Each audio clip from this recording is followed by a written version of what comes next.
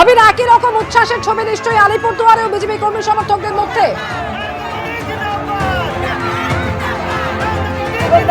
দেখো, আলিপুরদুয়ারে 5টি আসনেই কিন্তু একেবারে জয়ের মুখে দাঁড়িয়ে রয়েছে বিজেপি, এবং তার আগে একটা ছবি দেখাচ্ছে একের পর এক তৃণমূলের কর্মী যারা এখানে কাউন্টিং এর জন্য এসেছেন তারা কিন্তু এই কাউন্টিং স্টেশন ছেড়ে বেরিয়ে যাচ্ছেন, এবং তখন বিজেপির তরফ থেকে এখানে জোর জোর স্লোগান। এই যে ফালাকাটা সুভাষ রায় চোর যাচ্ছে,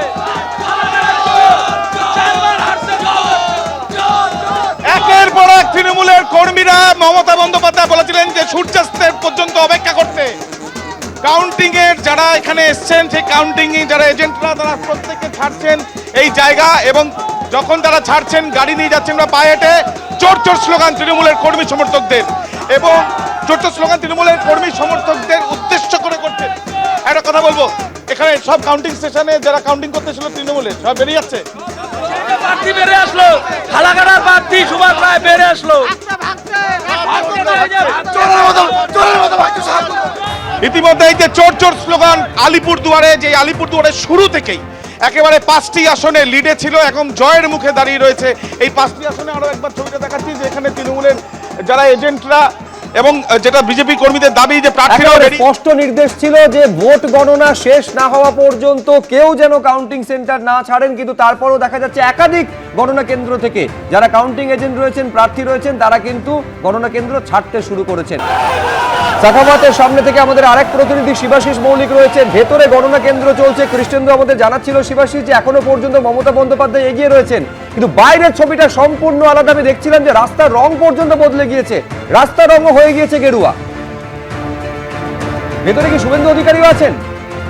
একদম সুপ্রজিৎ, দেখো শুরুতেই তোমায় বলে দিই যে শুভেন্দু অধিকারী এখনো কিন্তু কাউন্টিং সেন্টারের ভেতরে আছেন, যেখানে মমতা বন্দ্যোপাধ্যায়কেও আসতে দেখা যায়। এবং তারপর মমতা বন্দ্যোপাধ্যায় তিনি কিছুটা এগিয়ে থাকলেও যখন থেকে জানা গিয়েছে মমতা বন্দ্যোপাধ্যায় কিছুটা এগিয়ে রয়েছেন, তখন থেকে কিন্তু দেখা গিয়েছে বিজেপি কর্মীদের বাইরে উদযাপন চলছে। কারণ তারা বারবার বলছেন তারা আত্মবিশ্বাসী, এই ভবানীপুর থেকে তারা শেষ হাসি হেসে বাড়ি যাবেন। আমি যাওয়ার চেষ্টা করছি কয়েকজনের সামনে যারা রয়েছেন এবং কথা বলার চেষ্টা করব।